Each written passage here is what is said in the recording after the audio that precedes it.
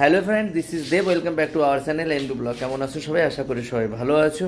তো আমাদের আর আজকে আর চান্ধান মনে হচ্ছে হবে না, জানি না রাত 3টেও হতে পারে। আমরা সেই সারাদিন কাজ করেই যাচ্ছি।